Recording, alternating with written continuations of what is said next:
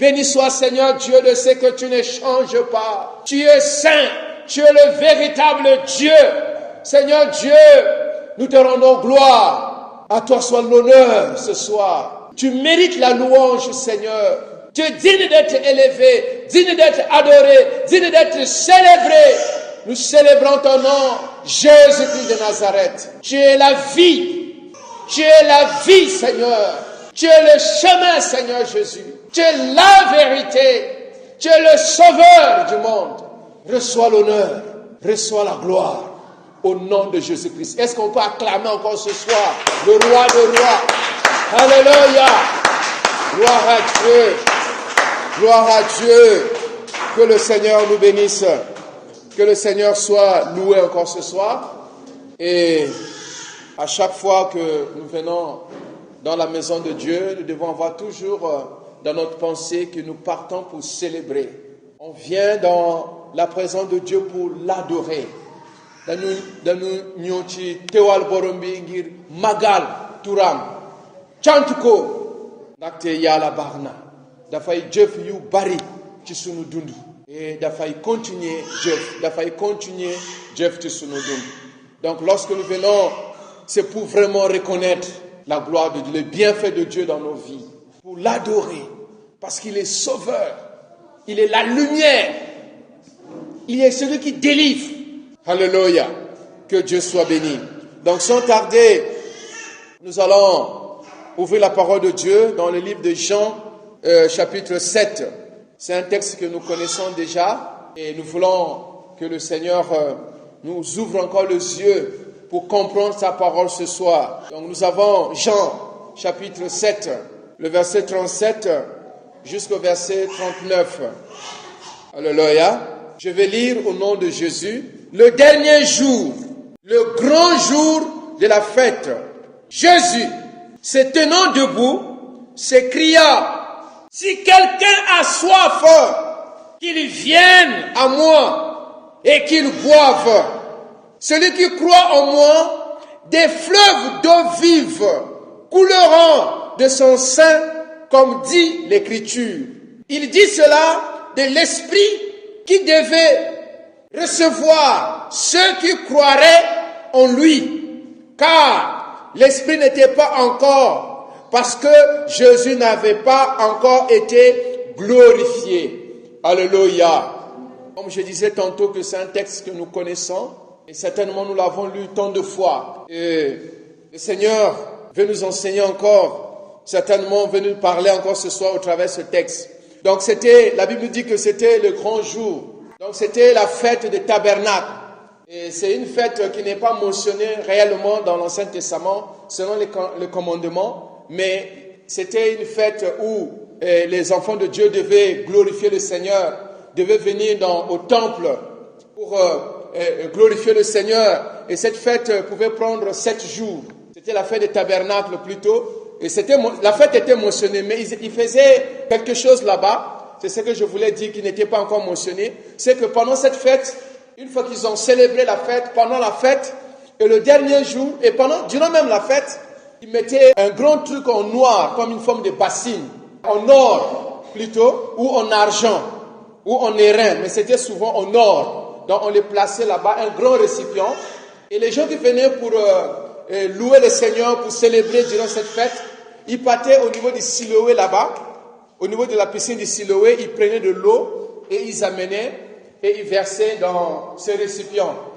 Une fois que ces récipients étaient pleins, le souverain sacrificateur devait prendre l'eau de ces récipients et il devait verser sur les gens pour qu'ils reçoivent la bénédiction.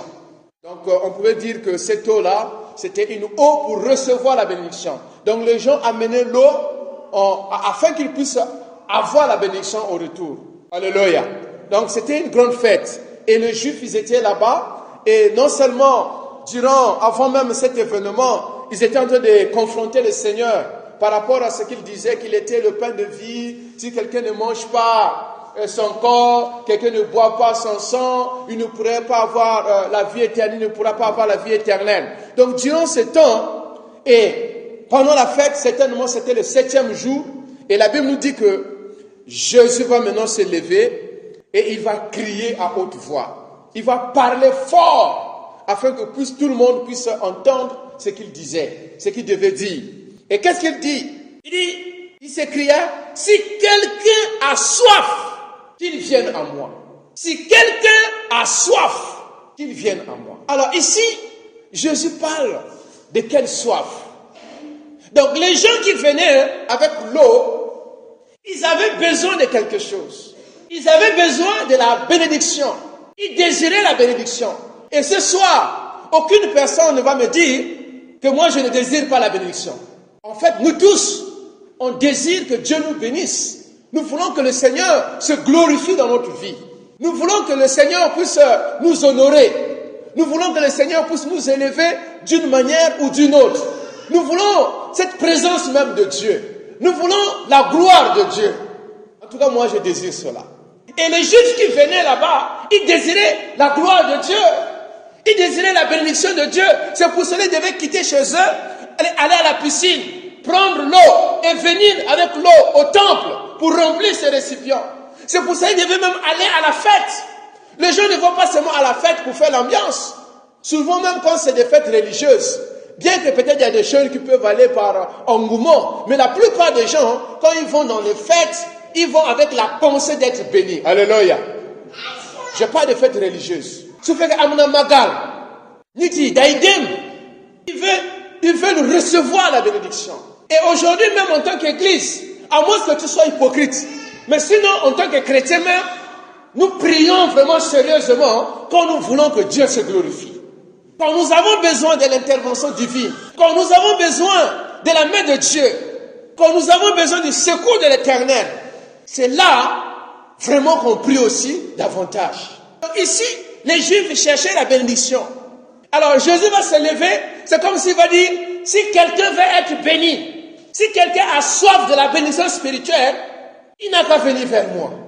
Voilà l'appel que Jésus est en train de lancer. Mais il utilise les fleuves. Il utilise, si la personne là venait vers moi, et il doit boire l'eau de vie. Et il a parlé de cette eau dans Jean 4 avec la femme samaritaine. Que moi je peux vous donner de l'eau. Mais quand l'eau là va rentrer en toi, ce sera de l'eau de vie. Et moi j'en ai. Donc Jésus dit, j'ai de l'eau de la vie, j'ai la bénédiction. Je détiens toute bénédiction spirituelle est entre mes mains. Si quelqu'un veut être béni spirituellement, il peut venir vers moi. Donc Jésus est en train de parler qu'il a l'eau. Et l'eau, depuis le jardin d'Éden dans Genèse chapitre 2, à partir du verset 10, il dit que Dieu avait placé un fleuve dans le jardin d'Éden. Donc le fleuve devait arroser. Le fleuve devait maintenir la bénédiction que Dieu avait donnée à Adam et Ève, qui était le jardin, qui était le fruit, tout ce qui était dans le jardin. Pour que ce jardin-là puisse continuer à exister, il fallait un fleuve. Alléluia. Il fallait un fleuve.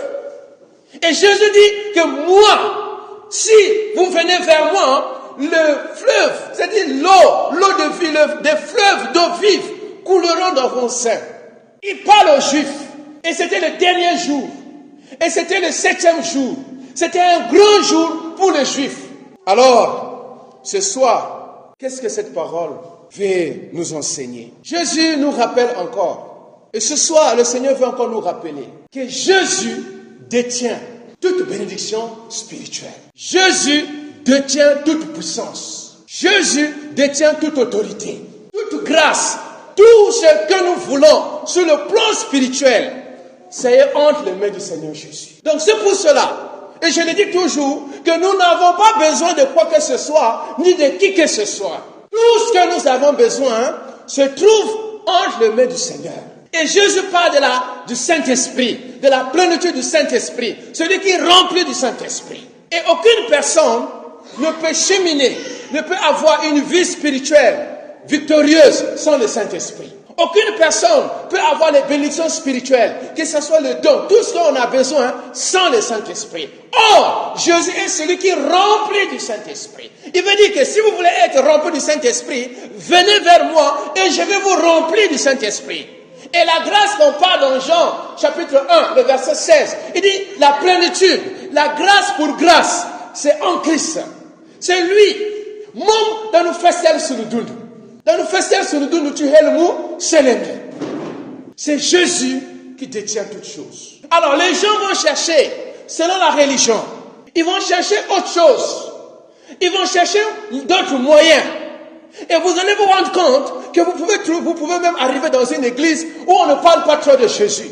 Tu peux voir quelqu'un, qu'il soit homme de Dieu ou pas, qui ne met pas l'accent sur Jésus.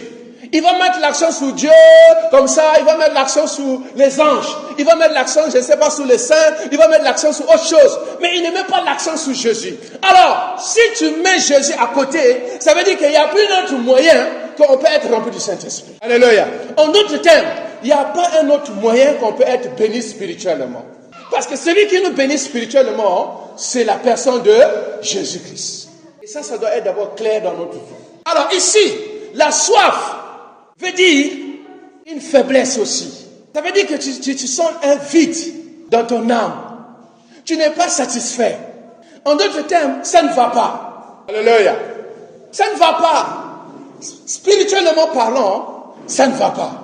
Tu peux t'examiner de façon personnelle et tu conclus qu'en vérité, sur le plan spirituel, ma vie, ça ne va pas. Donc Jésus dit que si quelqu'un est dans cet état, alléluia, le Seigneur va nous aider. Je dis, si quelqu'un, quand il fait le bilan spirituel, quand il voit son niveau spirituel, il sent que ça ne va pas. Si quelqu'un voit qu'il y a quelque chose, il y a un vide, et il n'est pas satisfait, spirituellement parlant, je suis là, je suis celui qui remplit le cœur, je suis celui qui satisfait, je suis celui qui bénit spirituellement, je suis celui qui équipe, je suis celui qui donne la force. C'est ce que Jésus veut nous dire d'abord. Mais le problème, il donne encore un autre verbe qu'il donne. C'est le verbe venir. Il dit qu'il vienne à moi. Alors, la plupart des chrétiens, nous n'exprimons pas, nous ne nous attachons pas à Jésus pour dire Seigneur, j'ai besoin de toi et je suis là. Seigneur, j'ai besoin que tu puisses remplir mon cœur. J'ai besoin que tu me donnes l'énergie. J'ai besoin que tu me donnes des bénédictions spirituelles. Toutes sortes de bénédictions spirituelles. Père, j'en ai besoin. Cette soif, nous ne manifestons pas cette soif-là. C'est ce qui fait que nous ne sommes pas assez remplis du Saint-Esprit. Voilà le problème de l'Église. Voilà notre problème. Or, celui qui veut recevoir la félicité de Dieu doit être quelqu'un qui s'attache spirituellement à Christ afin que ce dernier puisse combler son cœur.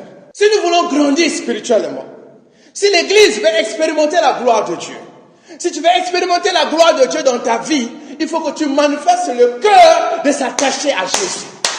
C'est ce que Jésus veut nous dire. Et aujourd'hui, si l'Église t'attend, c'est parce que les chrétiens ne manifestent plus cette soif d'être remplis. Est-ce que je me fais comprendre? Ça veut dire, on est satisfait de notre niveau spirituel. C'est pour ça, lorsqu'on parle de la prière, c'est la moindre des choses. C'est la dernière des choses qu'on peut même penser. Quand le jeudi arrive, dans ton calendrier, c'est la dernière des choses. Quand les nuits de prière viennent, dans ton calendrier, c'est la chose que tu veux même rejeter loin. Quand dimanche arrive, c'est la dernière des choses que tu peux même penser. C'est-à-dire, on n'est pas passionné. On ne sent pas ce vide dans le cœur. On est satisfait de notre état spirituel. C'est ce que je voulais dire. On ne doit pas, en réalité, chaque personne, même là où je suis, je vous dis la vérité, je ne suis pas satisfait de mon niveau spirituel. Je ne suis pas satisfait de mon niveau de sainteté. Je ne suis pas satisfait de mon niveau de consécration. Je ne suis pas satisfait du niveau de mon intimité avec Dieu. Je ne suis pas satisfait de l'écoute de la voix de Dieu. Je ne suis pas satisfait de la compréhension des Écritures. Comme je ne suis pas satisfait, le Seigneur me demande d'aller dans sa présence. Donc je dois manifester cette soif-là par la vie de désirer la présence de Dieu, par la vie de prière, par la communion avec le Seigneur, dans la méditation. C'est-à-dire, je cherche à être rempli et je dois aller dans la présence du Seigneur. Donc quand tu viens à l'église, mets-toi dans la tête que je vais à l'église pour communier avec le Seigneur. C'est un temps que je réserve à Dieu, mais pour que Dieu puisse me satisfaire, pour que Dieu puisse me remplir. Parce que rien d'autre ne peut nous satisfaire si ce n'est pas la plénitude du Saint-Esprit. Alléluia. Alléluia. Seigneur, aide-nous à comprendre. La soif est un puissant désir de bénédiction spirituelle. Rien d'autre ne peut satisfaire cette soif. C'est Christ qui remplit du Saint-Esprit. Les fleuves c'est un puissant désir d'être rempli d'eau, d'être dans l'abondance, d'être dans la plénitude. Quand quelqu'un a soif, il veut que le verre d'eau rentre dans son âme, dans son corps plutôt, dans son corps, pour qu'il soit satisfait. Mais est-ce que tu as ce désir-là? Est-ce que tu as ce désir d'être rempli du Saint-Esprit? Quel est ton désir aujourd'hui? Quelle est ta passion aujourd'hui? Je ne sais pas. Et l'eau, le fleuve est puissant. Le fleuve est puissant. Le fleuve, dans le fleuve, il y a l'énergie. Il y a la force. Un fleuve peut amener tout un village quand le fleuve déborde. Et nous avons un deuxième fleuve, le plus grand du monde. C'est environ 5 km. Et si tu tombes au milieu, tu vas mourir. Même si tu sais nager. Parce que tu ne pourras pas, à moins qu'il y ait quelque chose que tu vas agripper une pierre. Sinon, si c'est pendant le temps de la pluie, mon frère, tu es perdu. Et quand les gens quand ils ont dit de traverser sur les pirogues, sache, mets-toi dans la tête que si tu fais un faux pas, et si tu n'as pas la grâce, tu es foutu. Et ils ont mis des barrages au niveau de la RDC. Je crois que c'est un barrage de Inga. Ça peut alimenter toute l'Afrique en énergie. Donc le fleuve, c'est l'image de la puissance. Il dit, mais quand la puissance du fleuve vient dans notre vie, ça renverse. Ça renverse la crainte. Ça renverse le doute. Ça renverse la peur. Ça renverse les faiblesses. Ça renverse les inquiétudes. Ça renverse les passions charnelles. C'est pour cela qu'on a besoin de ce fleuve. Que ce fleuve coule dans mon sein. Que ce fleuve coule dans mon sein. C'est pour cela que nous chantons « Inonde ma vie, Seigneur ». Parce que quand tu es inondé par la présence du Saint-Esprit, il n'y a plus de passion charnelle. Il n'y a plus les doutes, il n'y a plus la crainte. Parce que la présence de Dieu... Oh, regarde le jour de Pentecôte. Pierre, il était craintif. Pierre a eu la peur de la mort. Une femme l'a demandé. « Ah, toi, tu étais avec Jésus. Baïma.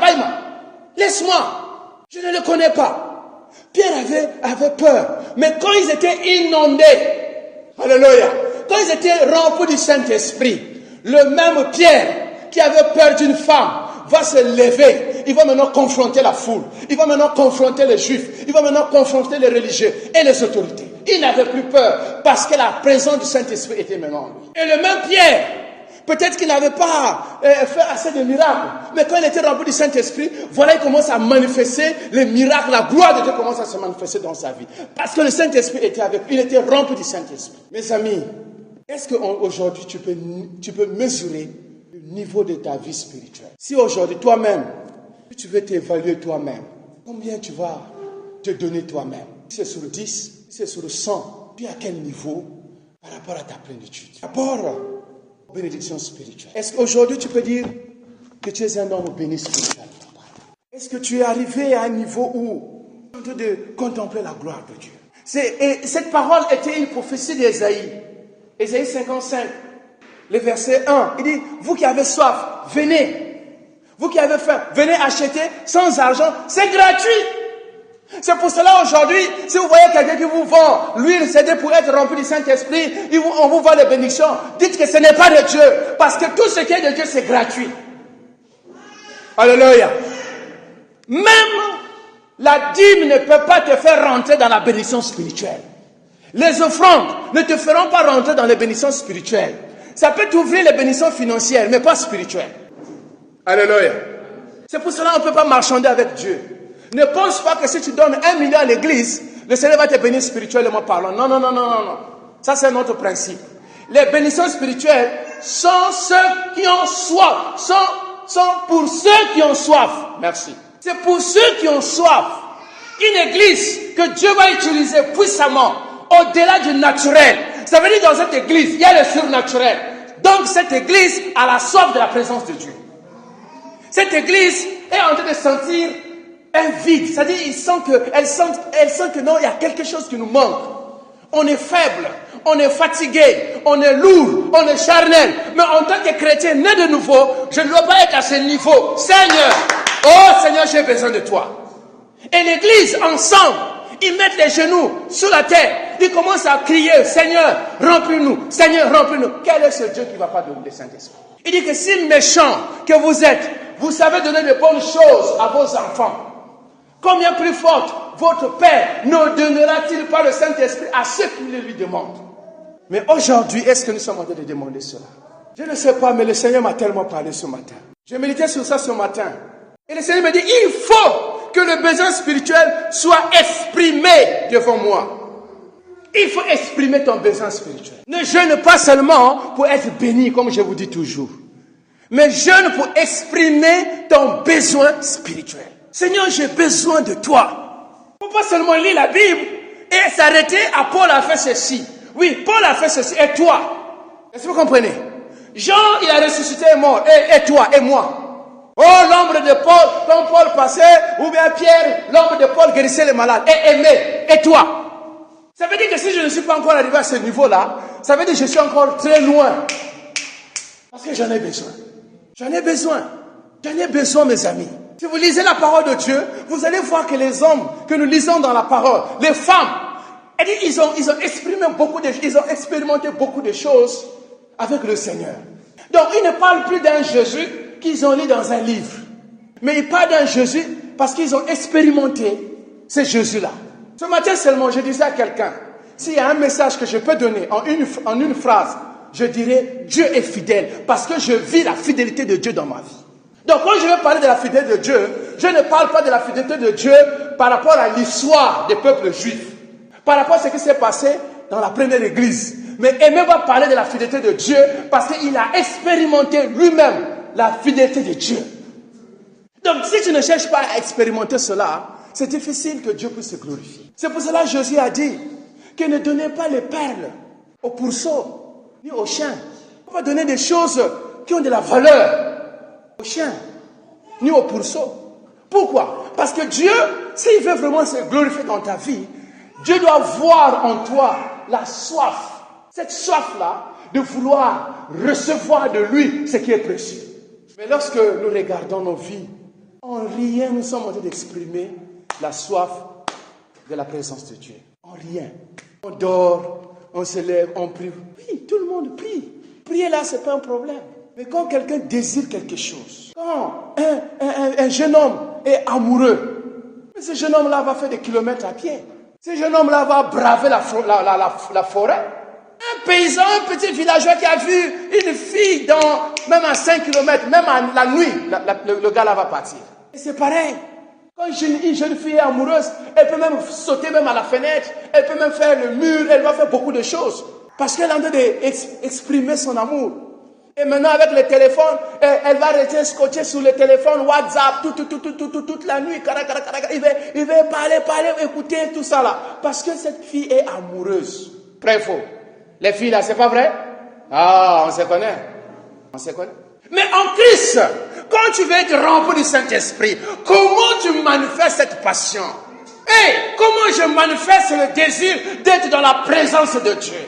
Comment je manifeste le désir d'être rempli, d'être comblé, de recevoir la félicité de Dieu pour dire, Aimé, voilà, je vois que tu as soif, reçois l'onction.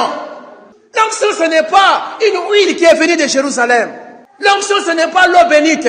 La bénédiction ne va pas venir par l'eau bénite. Tu vas même te laver avec 25 bidons d'eau bénite, tu seras comme cela. Tu vas même prendre l'huile, boire l'huile jusqu'à... Tu seras comme tu es. Parce que l'huile, ce n'est que c'est symbolique. C'est Christ qui remplit. C'est Christ qui donne l'onction. C'est Christ qui capacite. Tu peux même dire qu'à partir d'aujourd'hui, je ne vais plus pécher, je ne vais plus mentir. Tu vas dire tout ce que tu vas dire. Si tu ne cherches pas à s'attacher à Jésus, tu vas faire les mêmes choses si tu ne veux pas pire que cela. Je l'ai déjà expérimenté. Je vous dis la vérité. Alléluia. C'est Christ seulement. Il faut que nous manifestions ce désir d'être attachés à notre Seigneur Jésus-Christ. On doit se rendre compte. On doit revoir notre état spirituel. Si tu revois ton état spirituel et si ton état est insignifiant, alors c'est en ce moment-là, toi-même, sans qu'on te pousse, tu commences à chercher maintenant l'intimité avec le Seigneur. Tu commences à chercher à être rempli du Saint-Esprit. Sans ce cri du cœur, ça serait difficile pour nous. Il faut un cri du cœur. Et quand tu cries dans ton cœur, mon frère, tu ne vas plus regarder la pluie. Tu ne vas plus regarder le vent. Tu ne Tu ne vas plus regarder le temps. Tu ne vas plus regarder ceci ou cela. Ah, si je prie, je me lève la nuit, ou bien je vais à l'église, mon mari. Je vais à l'église, ma femme. Si je vais à l'église pour prier, mes enfants. Ce sont des échappements. Mes amis, ce sont des choses qui vont te retarder. Parce que si réellement ton cœur était vraiment attaché, tu veux être rempli du Saint-Esprit, tu vas trouver un moyen pour mettre le mari à sa place, les enfants à leur place, la femme à sa place, et tu vas chercher la face de Dieu. Parce que ton cœur bouillonne. Tu sens ce vide-là dans ton cœur. Tu le sens. Tu sens que tu as besoin de quelque chose. Pour finir, le Seigneur invite l'âme assoiffée d'aller vers lui. Pas vers un pasteur. Pas vers une religion. Mais vers qui? Vers Christ. Pour que cette personne puisse boire. Qu'il puisse recevoir. Qu'il puisse recevoir la puissance, l'onction, la grâce dans la présence du Seigneur Jésus. C'est une invitation. Et les bras du Seigneur sont ouverts. Il dit qu'ils boivent. Qu'ils boivent. Qu'ils boivent. Donc ça veut dire, laissez Jésus pénétrer votre vie. Laissez Jésus pénétrer la vie, notre vie. Expose ton cœur. On me dit, Seigneur, je suis là. Je suis vide. Je suis fatigué. Ça ne va pas. Remplis mon cœur. Rentre dans ma vie. Change ma façon de voir les choses. Change ma vie. Change mon état spirituel. Seigneur, change ma maison. Change mon couple. Change ma situation. Seigneur, j'ai besoin de toi. Seigneur, j'ai besoin de toi. Et tu commences à prier dans ce sens-là. Quel est ce Dieu-là qui ne va pas se glorifier? Pour cela, souvent moi, excusez-moi, j'ai fait le combat spirituel. Mais je ne passe pas trop mon temps avec les démons. J'aime plus inviter Jésus dans ma vie. Quand Jésus est dans mon cœur, dans ma vie, chaque démon va prendre le chemin pour sortir. Si nous ne sommes pas attachés à Christ, nous sommes une proie pour le diable. Nous sommes une proie pour les démons. Et les démons ne vont pas nous rater. Là, je vous dis la vérité. Tu vas chercher le problème ailleurs. Le problème n'est pas ailleurs. Le problème est entre les mains de Satan et le diable. Tu l'as laissé. Tu l'as laissé rentrer dans ta maison. Tu l'as laissé rentrer dans ta vie. Et Satan maintenant va s'asseoir sur toi. Mais si tu dis, je ne laisserai pas l'ennemi. Je ne veux pas être une proie de l'ennemi. Il faut que je cours vers le Seigneur. Je dois m'attacher à Christ, à mon Dieu. En ce moment-là, tu rentres dans ta destinée prophétique. C'est pour cela qu'il a dit aux Juifs, et j'ai des projets merveilleux, le verset 13, Jérémie 29. Vous me chercherez, verset 13, Jérémie 29, 13. Vous me chercherez et vous me trouverez. Si vous me cherchez de tout votre cœur. Voilà le problème. Dieu veut nous bénir spirituellement. Dieu veut changer nos vies.